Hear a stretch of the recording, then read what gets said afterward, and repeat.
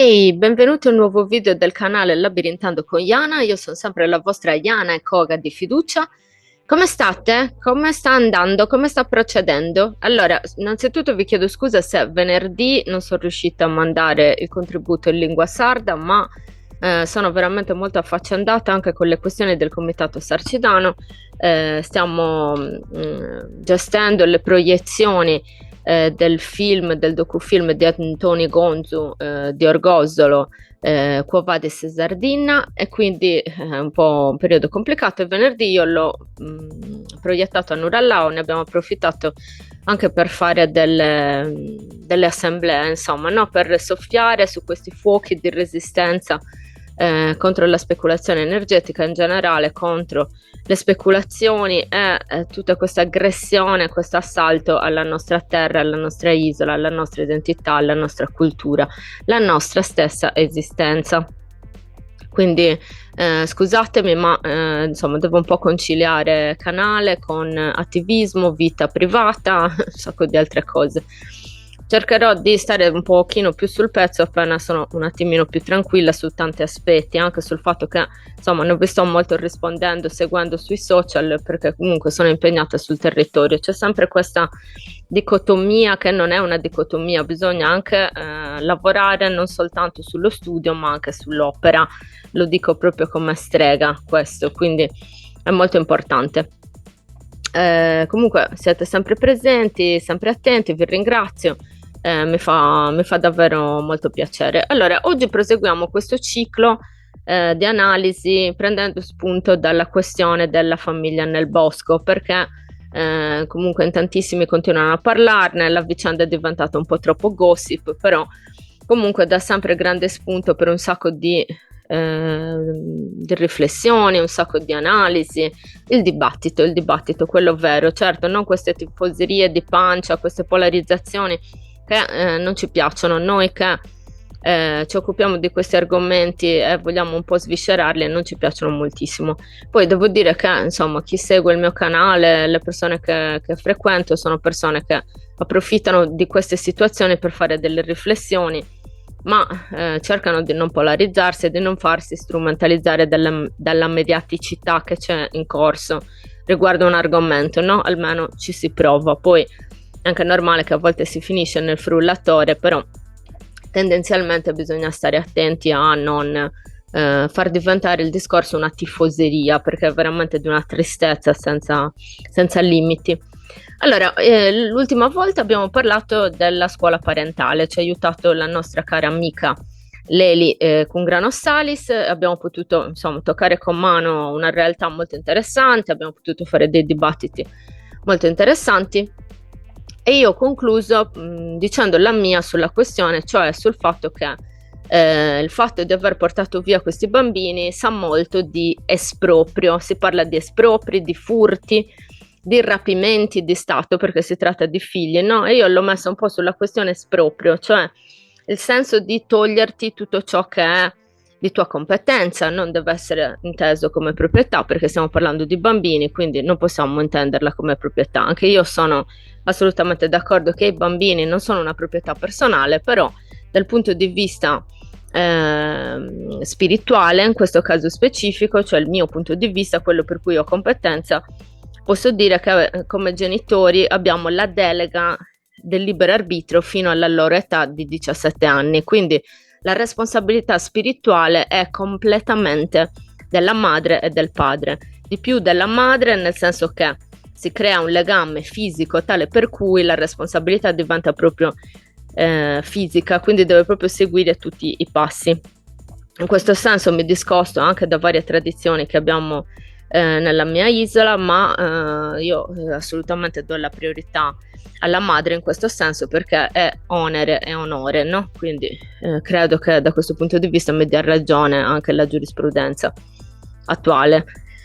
Quindi perché lo Stato interviene e può intervenire come meglio crede? Quali sono i limiti di questa possibilità di introdursi all'interno delle questioni di genitorialità, educazione, di stile di vita diversi, di visione del mondo e realtà diverse? Beh, allora, oggi io ho voluto invitare e intervistare il caro amico avvocato Michele Zuddas, un amico e un compagno di lotte. Ci siamo conosciuti nell'ambito della lotta contro la speculazione energetica. Spesso abbiamo affrontato vari tipi di argomenti. È un avvocato che, insomma, sempre in prima linea dal punto di vista del dibattito, dal punto di vista delle riflessioni, ma dal punto di vista anche operativo, veramente. Quindi ho voluto intervistarlo per parlare proprio delle questioni più giuridiche e insomma del modo in cui non tanto ci si debba comportare, ma del modo in cui tendenzialmente possiamo vedere come si comporta lo Stato nei confronti delle famiglie. Questo è un dibattito molto complesso, quindi volevo confrontarmi con diciamo un operatore accreditato in ambito giuridico. Quindi ne parliamo meglio, vediamo un po' quale tipo di dibattito riusciamo a tirare fuori e ve lo racconto subito dopo la sigla.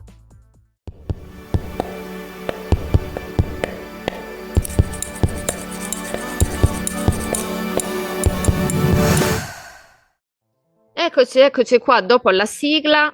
Come vi avevo già accennato nell'introduzione, siamo qui con Michele Zuddas, l'avvocato. Grazie mille Michele per essere qui con noi. Sono molto felice di averti invitato su Labirintando. Grazie. Grazie a te per l'invito che ho accolto con piacere. Ecco, poi affronteremo un tema interessante, quindi ti ringrazio. No, grazie a te, grazie a te. Poi dicevo anche nell'introduzione che ci siamo conosciuti in ambito di lotta e resistenze, io e te, e quindi noi siamo anche abbastanza abituati a fare discorsi sempre abbastanza seri, diciamo, in questo senso, no? Profondi, e quindi assolutamente sei il mio spacciatore giurisprudenziale di fiducia e quindi ovviamente poi parlando di queste cose mi sei subito venuto in mente, oltre che insomma a causa, grazie alle lotte, poi siamo anche costretti, no, a avere a che fare con i video, eccetera, eccetera, quindi alla fine c'è anche una certa dimestichezza in questo senso. Allora, Michele, io inizierei, come faccio sempre sul mio canale, chiedendoti di presentarti tu. Chi sei? Ovviamente il tuo retroterra culturale specifico lo conosciamo, ma quello generale è il tuo approccio alla vita, insomma. Ma allora sì, sono un avvocato, quindi diciamo professionalmente arrivo da esperienze, come dire, legate diciamo al mondo del diritto, delle leggi, ma diciamo mi piace poi vedere e studiare dei casi concreti, anche particolari come quelli di cui parleremo oggi, perché poi in realtà ci rendiamo conto che il diritto non è una cosa così astratta che può essere relegato nei libri, ma incide quotidianamente sulla nostra vita, sulle nostre scelte e quindi il problema non è, come dire, lasciare il diritto che se ne occupi qualcun altro. Noi tutte le volte che compiamo una scelta interveniamo all'interno di un ordinamento giuridico, magari innoviamo anche l'ordinamento giuridico e non ce ne rendiamo conto, o lo subiamo,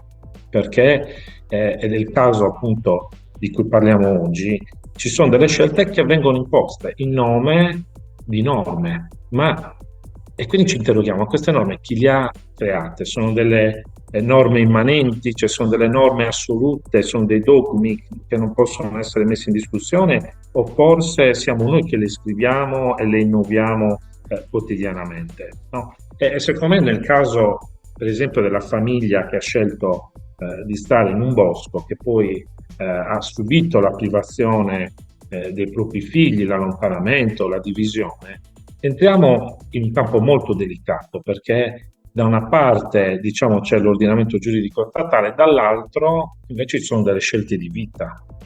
Sono delle scelte di vita che poi magari dovremmo entrare nel merito, però sono delle scelte di vita legittime e dobbiamo poi interrogarci perché, come, qual è il fondamento di un intervento dello Stato all'interno di scelte di vita esistenziali. Non stiamo parlando di acquisto di una casa, di un'auto, dobbiamo rispettare quella norma. Stiamo parlando proprio della base della realizzazione dell'individuo. che è garantita costituzionalmente. Quindi l'articolo 2 della nostra Costituzione ci dice che lo Stato tutela tutte quelle iniziative, tutte quelle situazioni che concorrono alla realizzazione dell'individuo. Quindi la parola chiave è autodeterminazione fondamentalmente. Esattamente, cioè l'articolo 2 di fatto della Costituzione di fatto introduce in maniera in verità labile, però riconosce il diritto all'autodeterminazione dell'individuo, cioè l'autodeterminazione è lo strumento con cui l'individuo realizza se stesso. E allora in alcuni casi dobbiamo chiederci come può lo Stato entrare nel merito, se lo ha fatto, di scelte esistenziali di fatto, no? E come fa a decidere cosa è bene e cosa è male? Qual è l'interesse preminente di un minore o di una famiglia rispetto a un altro? Perché il rischio invece è quello di pretendere di conformare le scelte dell'individuo a quello che fanno altri individui, quindi diventa più un termine poco tecnico, ma diventa conformismo, cioè l'adesione a un sistema a priori perché qualcuno ha deciso che quello è il sistema di riferimento a cui bisogna aderire. No? Il modello assoluto, no? È quindi un allineamento, un conformismo allineato, proprio come se ci fossero dei dettami. Quelli sono i binari, no? Bisogna muoversi, hai libertà, ma all'interno di una strada che è già tracciata e da cui non puoi decidere di uscire.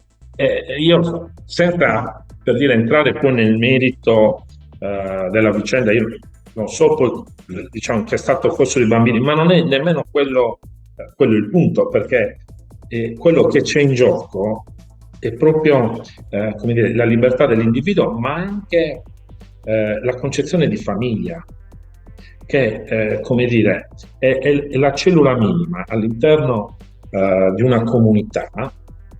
La cellula minima è la famiglia, e se vogliamo in piccolo, diciamo, è stato oggetto di studio poi da diversi studiosi, filosofi del diritto, eccetera. La famiglia rappresenta l'ordinamento giuridico minimo, perché poi all'interno di una famiglia ci sono delle regole che non sono scritte dallo Stato, ma sono delle regole naturali che una coppia si crea, il metodo di dialogo, anche le banalità, se vogliamo.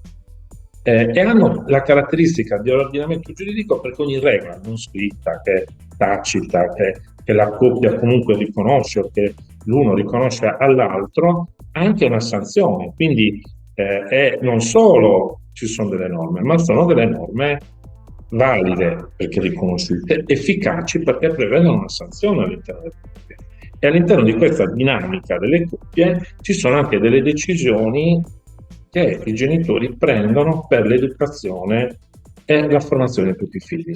E qua entriamo in un altro aspetto, perché l'educazione, la crescita e la formazione dei figli lo Stato la riserva esclusivamente ai genitori, quindi sono i genitori che si devono occupare di farlo, e il non farlo determina invece, come dire, delle sanzioni. Ma lo Stato non entra nel merito di quelle scelte, quindi dice cioè, è compito dei genitori, ma non può dire quali devono essere le scelte. Mentre in questo caso si entra nel merito della scelta. Quindi non solo si devono educare, formare e accudire, ma devono farlo in questo modo. Quindi stare in un bosco non va bene. Meglio che stare chiuso in casa davanti alla PlayStation, per diventare, come il termine che usano i giapponesi, ikimori. Sì, e quindi da una parte, che esatto. sì. Quindi da una parte ti dico quello non va bene, dall'altra però i rischi di una società come la nostra non vengono valutati. È questo che io vedo, cioè il nostro sistema, quello che viviamo tutti i giorni, è quello giusto, nonostante tutti i rischi a cui i giovani vengono sottoposti, che corrono e subiscono costantemente, mentre stare in un bosco all'aria aperta, magari anche con dei servizi inferiori rispetto a quelli a cui siamo abituati noi. Ma il problema è quei servizi che possono avere in me che rischi possono comportare. E invece stare in una società come la nostra, dove alla fine vediamo che siamo talmente immersi in una tecnologia che però come dire, sottrae ai ragazzi, non dà, per come viene utilizzata. Per Poi, come viene utilizzata, sì, no, sono perché la d'accordo. tecnologia È è mero positiva, ma è intrattenimento e anestetico, mero intrattenimento e anestetico, quindi non è... Però, per esempio, l'altra cosa che invece volevo sottolineare, questo è stato un caso mediatico, diciamo, eclatante, perché poi rappresenta anche in qualche modo forse il sogno un po' di tutti, no? Quello di poter Infatti ti staccare la volevo chiedere questa cosa, Michele, ma tu ne hai sentito parlare di questi neorurali, questa vita off-grid, la chiamano? Cioè, vabbè, in Sardegna poi è tutto un altro discorso, no? Non lo sappiamo, nel senso che siamo molto più proprio culturalmente con una visione un po' dicotomica tra città e campagna, però quelli che vivono magari in zone boschive dell'entroterra, eccetera, hanno una visione off-grid a priori, cioè non è proprio una scelta di vita culturale se vai a vedere, no? Però sai, di questi ritorni ne hai sentito parlare, hai avuto a che Sì, fare? ma ti dico, ne ho sentito parlare, ma ed è quello che dicevo prima, secondo me è quasi una tendenza forse generale, nel senso, poi c'è chi lo immagina, magari lo desidera e lo fa, e c'è invece chi lo immagina, lo desidera e poi diciamo non riesce a farlo, perché poi noi abbiamo tante come dire, catene invisibili, no? Che ci costruiamo senza accorgercene. Quindi, e questo vale poi in tanti ambiti.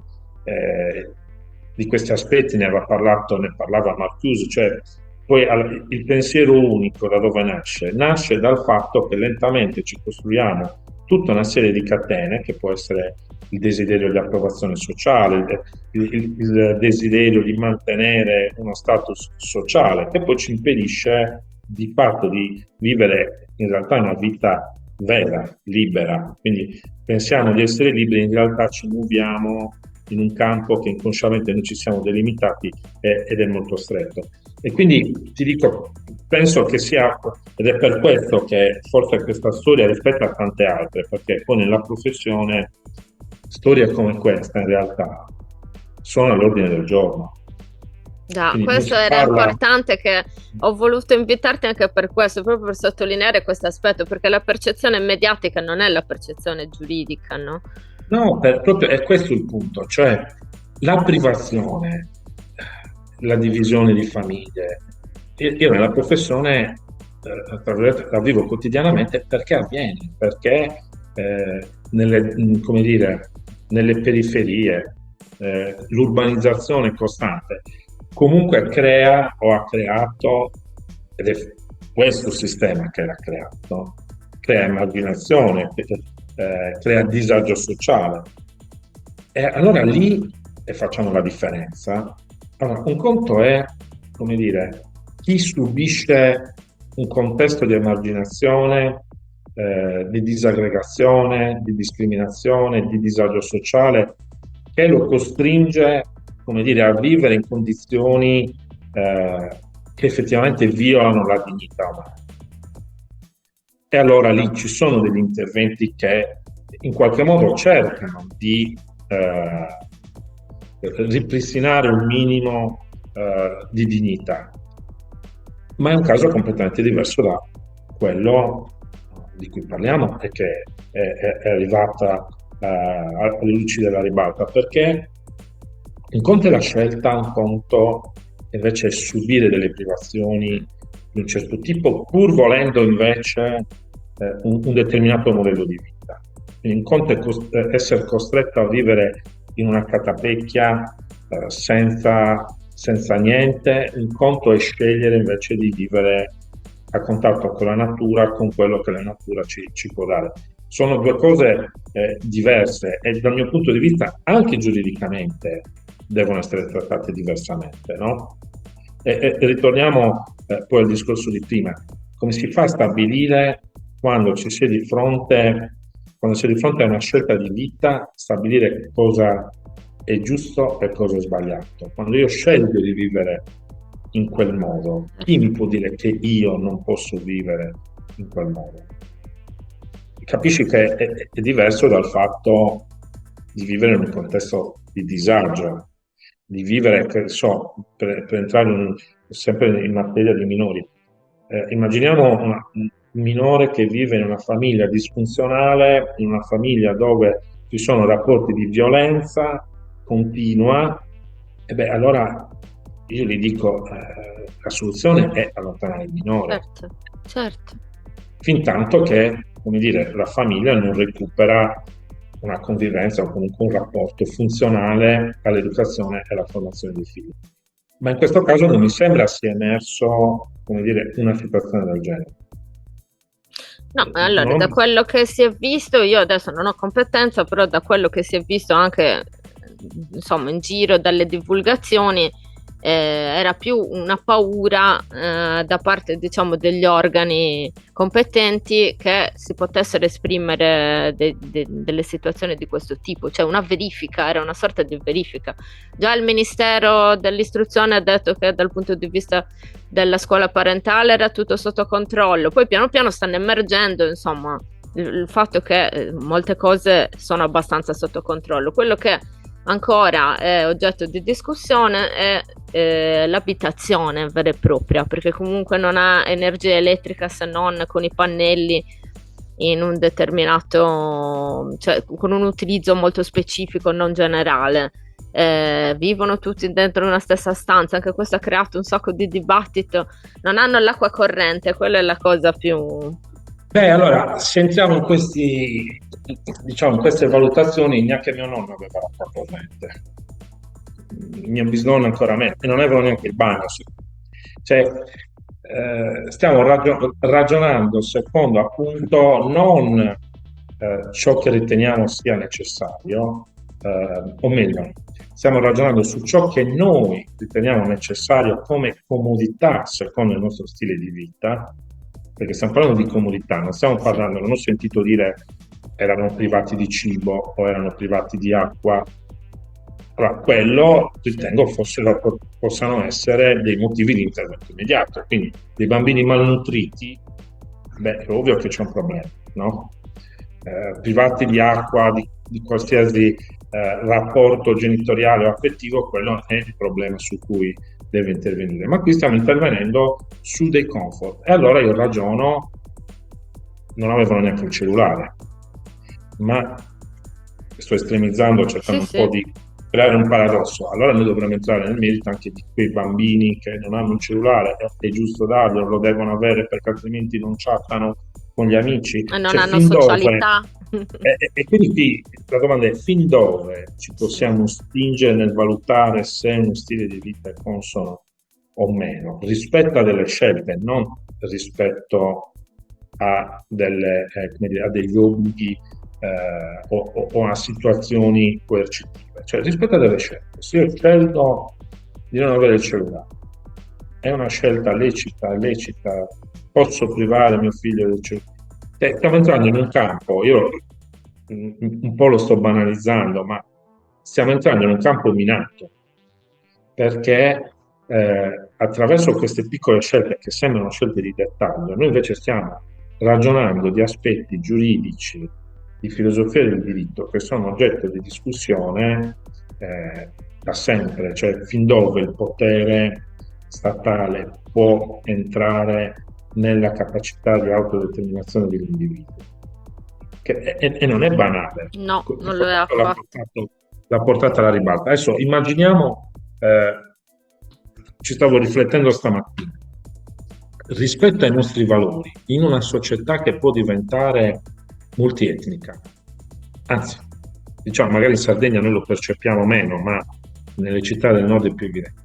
Ci sono dei valori culturali, religiosi, di tradizioni, che sono molto diversi dai nostri.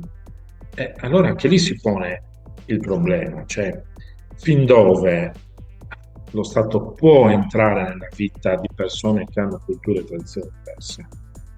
Sì. Non è banale, perché ipotizziamo oggi noi abbiamo dei valori, magari sono dei valori condivisi, dalla maggior parte, ma può esserci anche un governo che ha dei valori che forse iniziano un po' a stridere culturalmente. E allora noi li riconosciamo o non riconosciamo il diritto di intervenire sulle scelte educative, formative dei nostri figli o sul modo di vivere che noi scegliamo? No? Ne parlarono, e qua entro magari un pochino più sul tecnico, ma neanche più di tanto. Ne parlarono per esempio due giuristi importantissimi, uno fu Santi Romano, l'altro fu Satta, quindi sardo, e cioè lo scontro fra ordinamenti giuridici. Cioè, nella società attuale noi viviamo in un mondo dove vi è una pluralità di ordinamenti giuridici, ciascuno ha le proprie regole, ciascuno ha anche le proprie sanzioni. Vi ho fatto prima l'esempio della famiglia, di una coppia, che se vogliamo uscire dal concetto di famiglia e andare su qualcosa di più generale. All'interno di una coppia, convivente o non convivente, ci sono delle regole che ci si mette con delle sanzioni, quindi possiamo parlare in senso lato, quindi non di ordinamento giuridico statale, ma di un ordinamento giuridico. E qua si tratta, c'è uno scontro, perché l'ordinamento giuridico statale sta pretendendo di entrare e di essere talmente pervasivo da scegliere per noi ciò che è giusto e ciò che è sbagliato. Questo scontro in realtà, e faccio un passo indietro, e lo faccio senza entrare nel merito della scelta in sé, se fosse giusto o fosse sbagliato. Però se voi vi ricordate, anche nel periodo del Covid, lo Stato decise ed entrò in un campo molto particolare, che è quello delle cure sanitarie. In Italia vige il divieto, cioè se non c'è il consenso io non posso subire nessun trattamento sanitario. Tant'è che questo aspetto è talmente forte nella cultura giuridica, ma anche nella Costituzione italiana, che a nessuno venne somministrato obbligatoriamente il vaccino, ma dovettero trovare lo stratagemma per spingere volontariamente a farlo. Quindi se non fai il vaccino non puoi fare questo, non puoi fare quell'altro, non puoi lavorare, eccetera. Che fu una strategia per imporre comunque un trattamento sanitario che altrimenti non poteva essere obbligatorio, no? Quindi la tendenza a cercare di disciplinare ed estendere il proprio potere anche all'interno della sfera privata è una tendenza che c'è sempre stata. Io ho fatto l'esempio del Covid, ma questo tipo di deriva, se andiamo a guardare nella storia, c'è sempre stata, no? Il problema è che a un certo punto dobbiamo iniziare a riflettere, non possiamo soltanto subirla e parlare e giudicare, perché poi nei media, e qua entriamo in un altro campo, perché poi nei social, nei media, nei giornali, allora, i giornali normalmente, per quello che li leggo, tentano di prendere la strada sensazionalistica, sì. No? Quindi non la strada riflessiva, di riflessione, ma quella più immediatamente percepibile, sensazionalistica, per suscitare più emozioni e quindi attirare il lettore. E in questo modo poi si forma un'opinione pubblica falsata, perché poi si sposta il problema dagli aspetti concreti, seri, a percezioni o a valutazioni che si basano su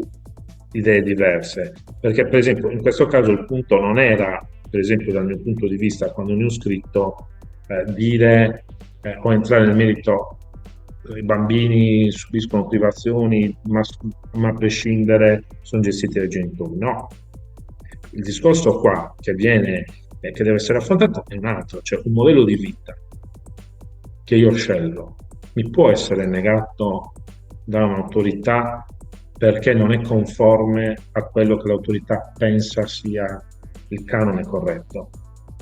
Questa è la domanda. Non possiamo deviare in maniera anche disonesta, ragionando, ma i bambini poverini non vedevano altri bambini. A parte che io non lo so se questo sia vero o meno, ma a prescindere da questo, se io decido di impartire un tipo di educazione, non lo so, la scuola parentale, cioè, chi mi può dire di no? Chi mi può imporre? Ecco, io ritengo che dal punto di vista giuridico, fermo restando per esempio quello che vi ho detto prima sul fatto privazioni, quindi scarsamente nutriti, mal curati, allora lì stiamo entrando, usciamo dal campo della scelta di vita e Esatto. stiamo entrando e parliamo d'altro. Nelle Fintanto che, lesioni stiamo entrando. allora lì stiamo parlando appunto di maltrattamenti. Ah, certo. Quindi, e noi dobbiamo essere onesti e ragionare per tracciare una linea di confine tra ciò che è maltrattamento, quindi non è più scelta di vita, ma non è più un modello di vita, io scelgo di vivere nella natura, ma sottopongo dei minori a delle privazioni gravi, beh, allora quello è un altro discorso e non è secondo me l'oggetto, non è oggetto di riflessione nemmeno di discussione, no? Ma se la mia scelta di vita garantisce comunque una crescita sana di mio figlio, e qui il problema è che lo Stato vuol decidere qual è la crescita sana. In questo caso vuole verificare che effettivamente sia così, cioè la Però, verifica. ripeto, è un campo minato perché poi, allora, è crescita sana leggere Marx o è crescita sana leggermi Nietzsche? Allora, stiamo andando due modelli opposti. Questo diventa, per quello dico, io cerco a volte un po' di banalizzare, ma per cercare di cogliere il concetto, perché questa è la strada che stiamo prendendo. E poi qualcuno ci dirà che quello non è sano. Lo stanno già facendo in realtà, no? Perché Sì. il nostro sistema è già orientato verso un modello che è competizione e non solidarietà e cooperazione, dove la competizione vuol dire che uno vince e 100 perdono.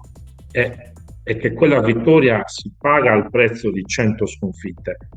Ma senza entrare, diciamo, in ambito prettamente ideologico, rimanendo in campo giuridico, consentire che determinate scelte di vita, non, ripeto, di tutela, di vita, perché la tutela poi è un'altra cosa.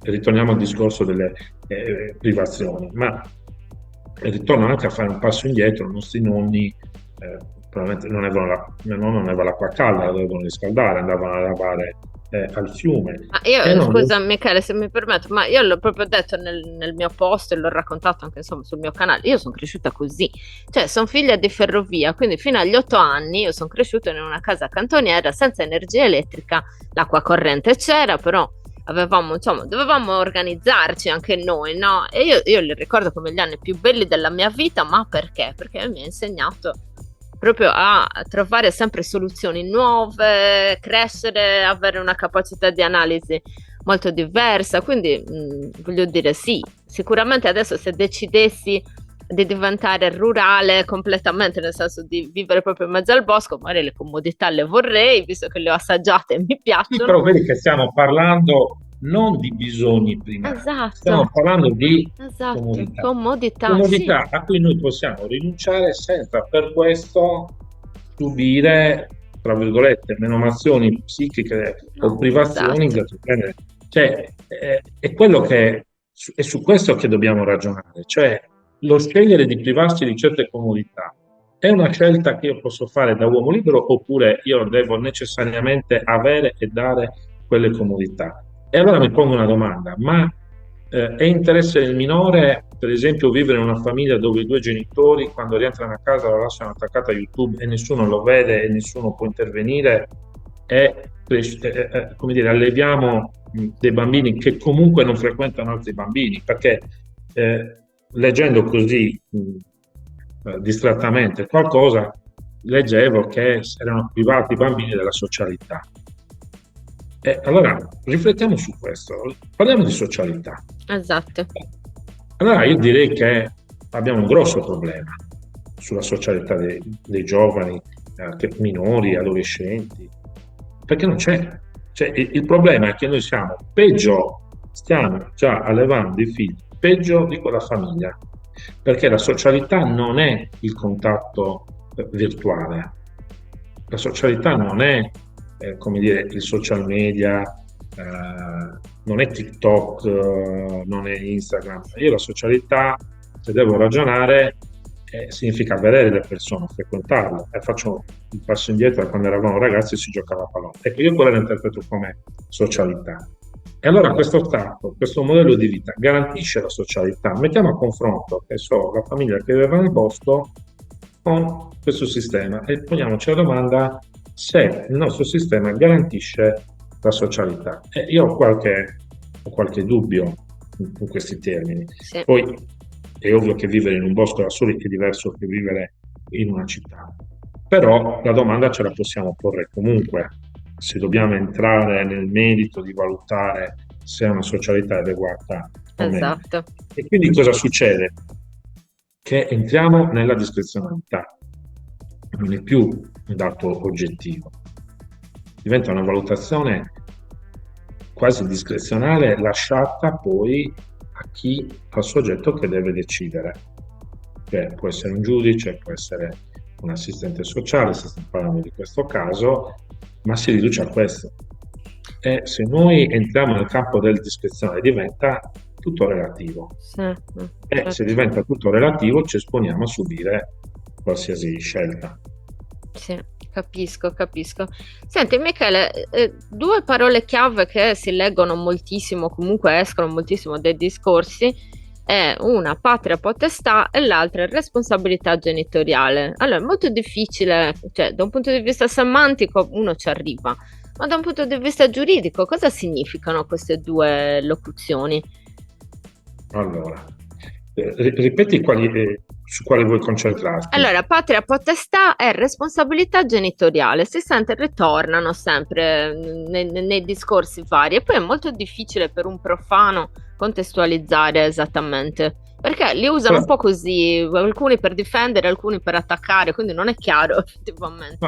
Allora, potestà genitoriale e responsabilità genitoriale. Allora, su questo punto, che secondo me rappresenta anche uno dei punti cruciali di questa vicenda, spendo due parole, ma brevemente per poi ritornare sulla vicenda della famiglia cosiddetta del bosco.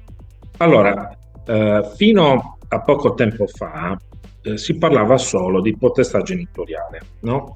E quindi con questo termine si individuava il potere, diciamo, dei genitori sulle scelte che riguardavano i figli, e questo veniva visto in qualche modo come un aspetto critico da parte del legislatore, che quindi ha ritenuto di cambiare terminologia per indicare in capo ai genitori non più un potere decisionale, ma una responsabilità, come a dire che le decisioni della famiglia, quindi padre e madre, non dovessero essere più improntate a una visione, come dire, autoritaria, gerarchica di potere, ma secondo una visione di responsabilità, e quindi nella valutazione doveva subentrare e assumere una priorità l'interesse del minore.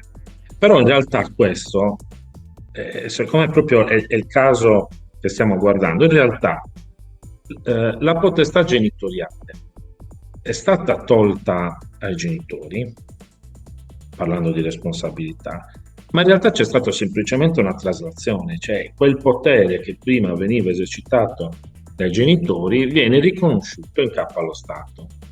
Viene utilizzato sempre il termine nell'interesse del minore, ma ritornando a quello che abbiamo detto fino a poco fa, in realtà chi è che valuta l'interesse? Come lo valuta? In che modo può decidere se è davvero quello l'interesse del minore? E di fatto però lo Stato interviene con un potere autoritario, quindi che non può essere messo in discussione. Certo, ci sono le strade giuridiche per contestarlo, ma di fatto quello potere che prima veniva riconosciuto ai genitori viene semplicemente spostato in capo allo Stato e quindi all'amministrazione giudiziaria. E questo è l'aspetto più grave, perché da un lato si è detto no, il minore non può essere sottoposto al potere dei genitori, dall'altro invece viene sottoposto al potere autoritativo dello Stato. Dicevo prima che per responsabilità genitoriale dobbiamo intendere quell'attività con la responsabilità che viene come dire, valutata, mitigata e gestita nell'interesse del minore, però significa che è il genitore che dovrebbe valutare qual è l'interesse del minore. E come fa la famiglia a valutare l'interesse del minore? Lo fa in base ai valori che vuole trasmettere, in base al proprio vissuto, in base alle proprie tradizioni. Abbiamo parlato fino adesso anche delle diversità culturali, di tradizioni, religiose. Ecco, allora, se il genitore compie delle scelte inseguendo quello che secondo lui è l'interesse del minore, secondo i propri valori, secondo il proprio concetto di socialità, secondo il proprio concetto di tradizione, cultura e religione. Come può poi lo Stato esercitare un potere che ha negato ai genitori e però lo esercita lui in maniera, come dire, fredda, distante e in questo modo sottovalutando anche in verità l'interesse del minore, che comunque, ripeto, salvo casi di violenza, maltrattamenti, di privazioni, l'interesse del minore è sempre comunque anche quello di crescere con i propri genitori, e questo è un aspetto che l'ordinamento giuridico tutela sempre, quindi la vicinanza della mamma, del papà, senza distinzione, perché questo per i bambini, per i minori è l'aspetto più importante, perché quelle sono le figure che vengono riconosciute dai figli. Ecco, in questa vicenda dal mio punto di vista c'è stata una deformazione di questi due concetti, e quindi lo Stato è entrato all'interno della famiglia per esercitare un potere che lui stesso non riconosce in capo ai genitori. E poi, se vogliamo entrare, diciamo, un pochino più sugli aspetti riguardanti la responsabilità genitoriale, in realtà poi la responsabilità genitoriale si esplica in tante manifestazioni, in tanti aspetti, e pensare che poi lo Stato possa entrare all'interno di tutti questi aspetti che oggi vengono identificati all'interno della responsabilità genitoriale, questo dal mio punto di vista non solo è sbagliato, ma in realtà è anche pericoloso, perché ritorniamo su quei concetti che abbiamo espresso poc'anzi, di quanto lo Stato voglia essere pervasivo, col rischio di un'omologazione, un pensiero unico, come dire, distinguere e marginare chi la pensa diversamente, chi ha un'idea di mondo diverso, chi ha un'idea di vita completamente diverso, come è quello di questa famiglia. Quindi quando abbiamo iniziato questa trasmissione ho voluto proprio sottolineare questo aspetto, e cioè come certe scelte siano prerogativa e debbano perfino essere tutelate, nella misura in cui, dicevamo, l'articolo 2 della Costituzione tutela proprio anche tutte quelle iniziative, quelle scelte che rappresentano anche un modo di crescita e di formazione dell'individuo.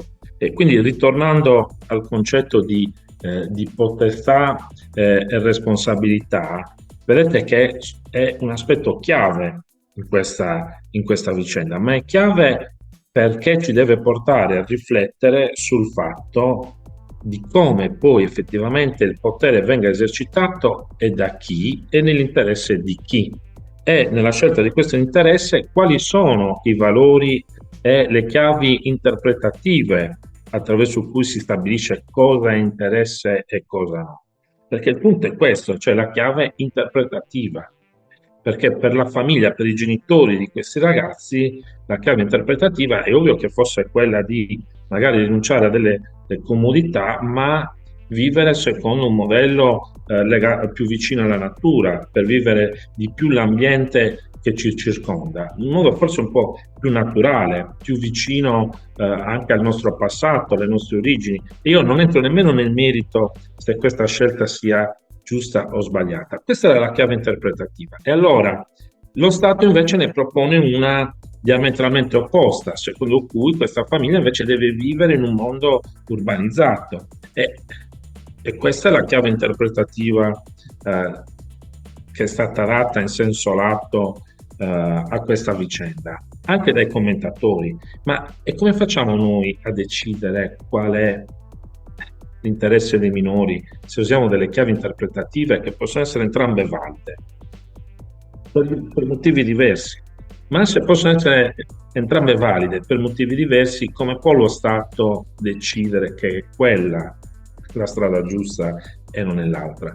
Per quello ti dicevo che questa vicenda come dire, affronta ed entra all'interno di argomenti che sono da sempre dibattuti da giuristi, da filosofi, proprio perché riporta in evidenza la necessità di stabilire un confine tra quelle che sono le decisioni, quelle che riguardano l'autodeterminazione dell'individuo e quindi anche della famiglia, col potere dello Stato invece di pretendere che un soggetto, un individuo si conformi a quello che secondo questo sistema e questo modello è giusto. No, sei stato chiarissimo, era molto difficile capire la sfumatura, tu l'hai inquadrata in modo chiaro, cioè la responsabilità resta in ogni caso, poi che nella responsabilità ci sia una delega in qualche modo a istituzioni che si occupano di quel bisogno specifico, come può essere la scuola. Noi abbiamo parlato nella scorsa puntata di scuola parentale,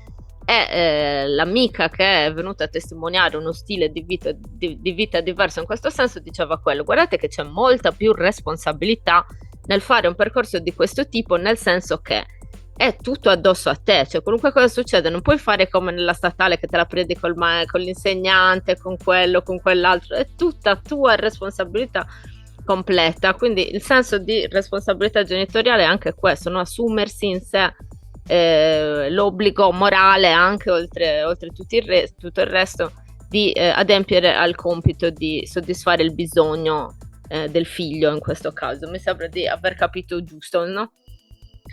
Allora, io ti volevo chiedere anche un'altra cosa, Michele, cioè il fatto proprio di potersi intromettere lo Stato in questo senso, cioè tu pensi che sia un trend generale, cioè sta succedendo, sta cambiando qualcosa in linea generale o è un momento storico che stiamo vivendo a causa di qualche dinamica specifica? Come l'hai inquadrato tu questa No, guarda, situazione? è una cosa su cui riflettevo, perché in realtà ci sono, come dire, delle tendenze, direi quasi opposte, che però convivono. Cioè, da un lato si tende, come dire, a riconoscere delle libertà che prima, insomma, adesso pensiamo al discorso sull'eutanasia, no?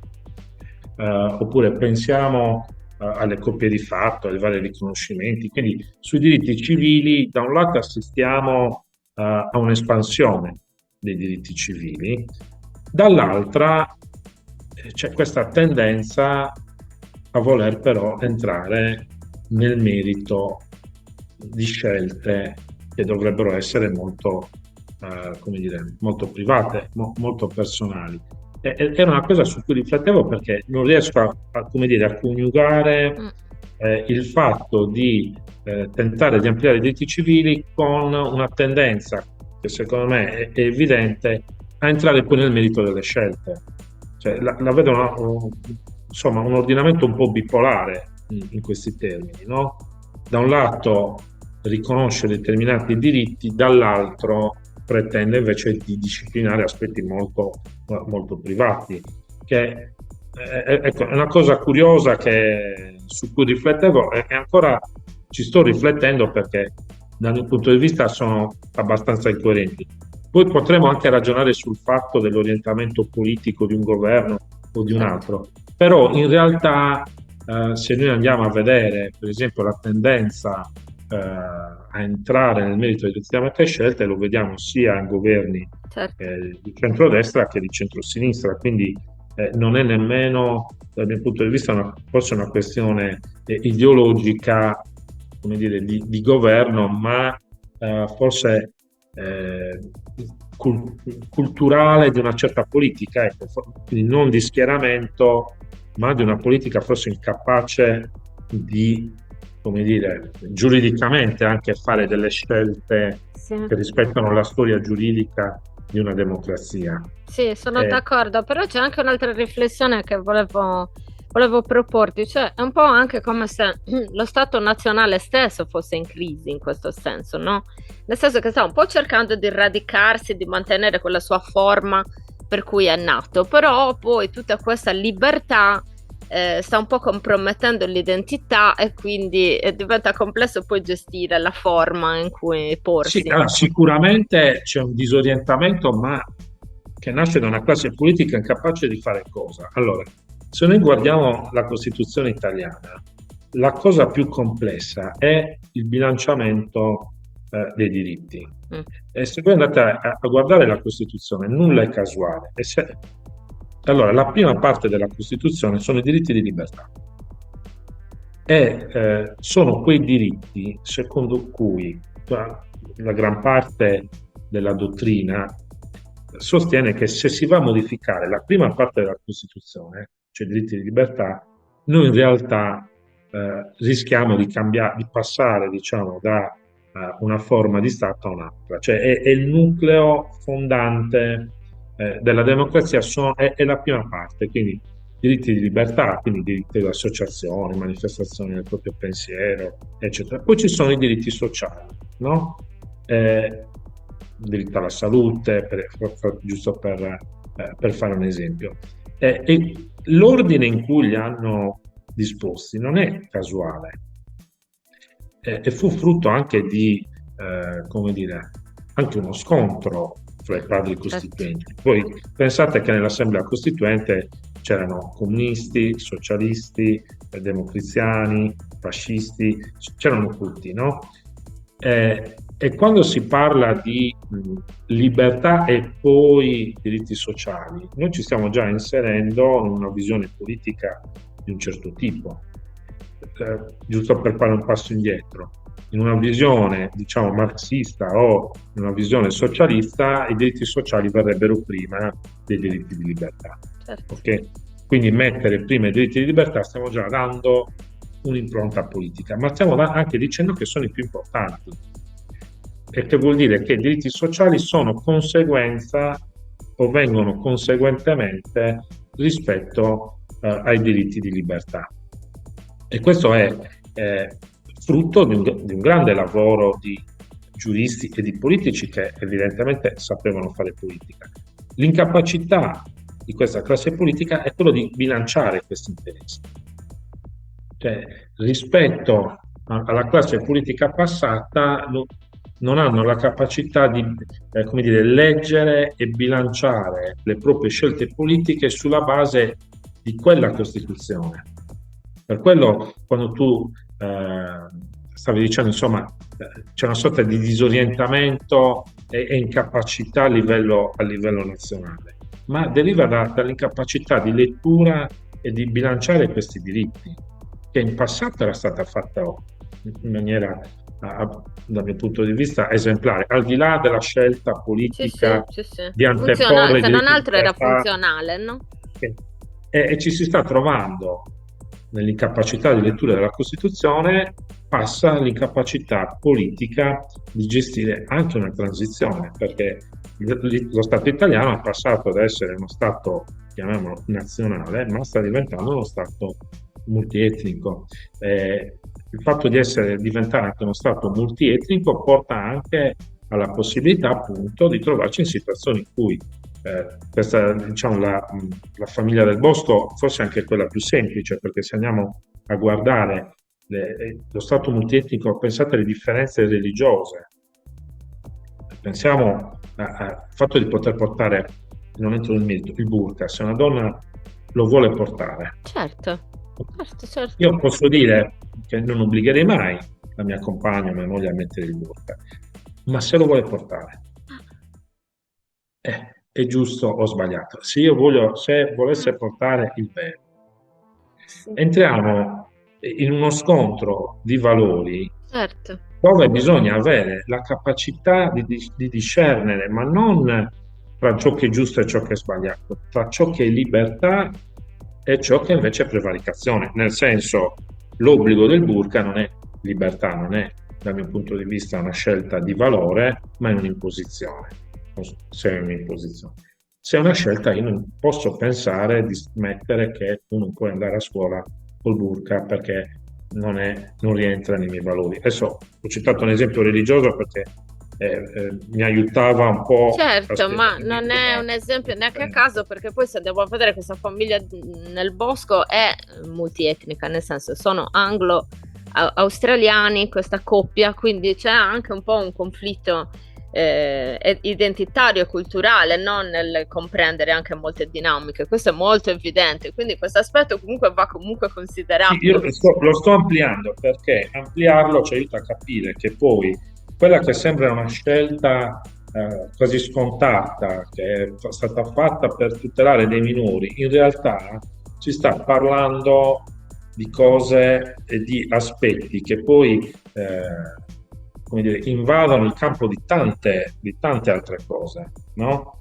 Di tanti altri valori che possono essere anche incompatibili con la mia visione, ma che possono essere compatibili con l'altra. Lo dico al netto sempre di costrizioni o per dire anche mutilazioni, perché in alcune culture io quelle per esempio non lo so, ma allo stesso tempo io non mi sento di Esatto, di dire tu giudicare, non lo di dare un giudizio di si entra valore in questo senso. si entra in un campo minato dove veramente poi discernere diventa complicato. Il caso del bosco, secondo me, dal mio punto di vista, è un po' più semplice perché non entra in certe dinamiche, rimane per quello che ne so una scelta di vita e non, come dire, una scelta di privazioni o di maltrattamenti. Quindi nella mia valutazione è un po' più semplice.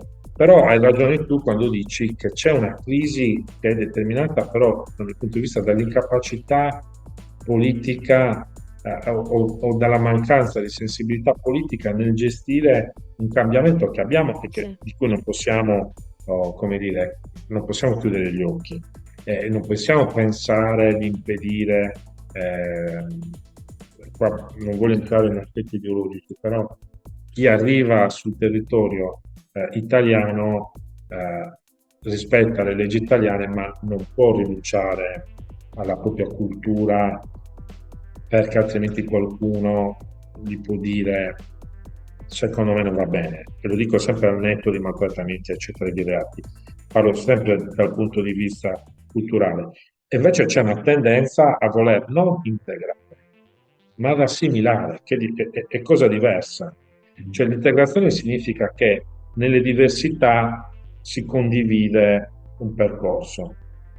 Io invece vedo da parte dello Stato, e forse questo può chiarire meglio la mia percezione di questo caso, vedo la volontà di assimilare, cioè di costringere una famiglia che aveva scelto di vivere nel bosco ad assimilare quelli che sono i valori per noi giusti. Sì. Quindi non accettare la diversità di una scelta di vita, la diversità di una scelta religiosa o una diversità di tradizioni in nome dell'assimilazione, che poi l'unità d'Italia nasce da Esatto. questo, cioè non Esattamente, vabbè, con dall'integrazione. Michele su questi argomenti insomma sfondiamo una porta aperta, nel senso che poi i miei la mia community sa benissimo come la penso in questo senso, no? Io dico sempre, anche da studiosa di antropologia, non esiste l'Italia, esistono le Italie ancora adesso, quindi immaginiamoci anche in un processo di integrazione di etnie altre, molto altre, quando poi diventa complesso questa cosa, cioè rischiamo tutti di non essere omologati a questo modello statale, quello è il fatto, cioè la questione è proprio questa. Senti Michele, io ti faccio un'ultima domanda, andiamo proprio in conclusione, ti volevo chiedere, perché tutta questa mediaticità? Cioè, non ti chiedo tanto di cercare di capire perché si è scatenato questo, perché a volte le viralità hanno anche vie strane, però accidenti, cioè in Italia capita moltissimo questa cosa che l'influenza mediatica poi va a compromettere quello che è il processo. No, ogni tanto ne vediamo qualcuno. Questa cosa della famiglia nel bosco ha creato proprio tutta una serie di questioni. Cioè, secondo te, il fatto di essere così alle luci della ribalta può creare qualche problema dal punto di vista giuridico, cioè creare sdoganamenti, aprire dibattiti più seri in questo senso? Ma allora, la mia posizione è ambivalente nel senso che allora, ormai in Italia, come dire, è una democrazia fondata sull'opinione pubblica, nel senso che poi alla fine, faccio un esempio, la maggior parte dei processi sono mediatici, cioè prima ancora che inizi il Sì. processo c'è già il colpevole. Vi faccio un esempio: stamattina ascoltavo la notizia di quella ragazza che si era allontanata Sì. volontariamente, e la cosa che a me spaventato è quella di sentire la notizia che prima ancora che il fidanzato o l'amico, non ricordo che rapporto avessero, prima ancora che ci fosse un processo, prima ancora che fosse indagato perché era stato solo sentito, ecco, c'era già la folla pronta a linciarlo. Cioè era già stato puntato il dito come Sì. il mostro, il colpevole, e da lì la macchina, anche la macchina giudiziaria, che poi in realtà ha fatto bene il suo lavoro, ma si stava immediatamente muovendo in quella direzione. E io penso, questo è giusto un esempio, è ovvio che anche chi decide o chi indaga inconsciamente, non Sì, volontariamente, è possa influenzato. essere influenzato da tutto ciò che poi può sentire o vedere, perché siamo esseri umani, non per altro. No? E quindi una riflessione che può venire fuori dall'avere un martellamento, come dire, costante, che costruisce l'immagine del mostro. Esempi se ne possono Sì, sì. tirare fuori tantissimi, no? Quindi l'informazione ha un ruolo determinante, ma è un ruolo di cui forse non sente la responsabilità. Questo è il dubbio che mi pongo. Anche, diciamo, in questo caso, eh, io posso capire, come dire, il fatto che solleticava la fantasia, forse anche di evasione, non soltanto come modello di vita, no? Quello che dicevo all'inizio, dal mio punto di vista c'è forse un desiderio latente di scaricarci di un mondo che forse non ci appartiene, lo dico in modo chiaro. Io vivo in città, ma la città non mi appartiene. Cioè, se io devo pensare a un mondo che mi appartiene, anch'io mi sento di appartenere più a un mondo rurale, agropastorale, che non a un ruolo cittadino dove l'individuo non è più comunità, ma sono monadi, siamo singoli, non conosciamo il nostro vicino, mentre io mi ricordo nella vita paesana ci conoscevamo tutti, giocavamo per strada e c'era una socialità diversa. Quindi questo mondo non mi appartiene, e anche a me l'idea di questa famiglia risulta anche romantica Certo.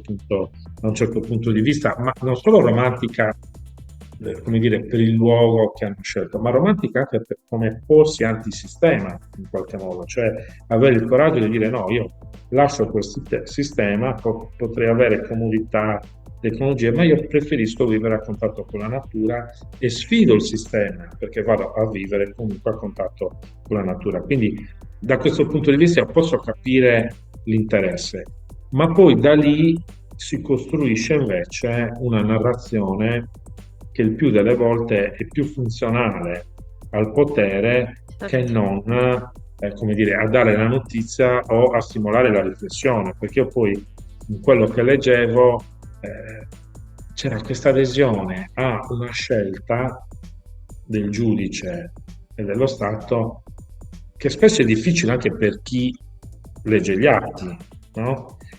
Ho letto, no, ma i genitori non sono proprietari dei bambini. E vabbè, non sono oggetti, sono esseri umani, ma hanno, ritornando al discorso che facevamo prima, la potestà genitoriale e la responsabilità genitoriale, quindi sono loro che devono scegliere, no? È un'adesione acritica come dire, lo Stato sì, deve intervenire, deve fare senza valutare e nessuno dà però gli strumenti, perché Ah. il problema è l'utilità di parlarne, no? È che dare una notizia così, orientando senza dare strumenti e la capacità di critica o di analisi, che poi uno può scegliere di avere un'opinione diversa dalla mia, Certo. motivata, ma non a sentimento, perché allora, ritorno al discorso, l'Italia è fondata sulle opinioni pubbliche, perché ormai anche le scelte politiche sono fatte sulla base dell'opinione pubblica, sull'impulsività. Alcune norme, non voglio sollevare perché sono altri argomenti, ma alcune norme vengono fatte sulla scia di emotività senza rendersi conto dell'impatto che hanno non solo su quell'aspetto, ma su tutto l'ordinamento giuridico. E quindi, ma non posso prenderti troppo tempo, altrimenti No, sarebbe no, da parlare. però, no, però Michele, è una cosa importante, è emerso tantissimo, diciamo, nel dibattito anche proprio con i miei follower, questo tipo di discorso, cioè ogni tanto escono questi casi mediatici che poi danno l'occasione per cambiare delle normative, eccetera, eccetera. Quindi ogni volta che succedono questi casi molto mediatici ci spaventiamo già di per sé perché potrebbero essere l'occasione per scardinare È determinate questo, cose. esatto, capito? È quello che volevo dire, cioè diventa anche un po' pericoloso Eh, perché poi da lì si crea, come dire, un'opinione pubblica tale da giustificare poi delle scelte.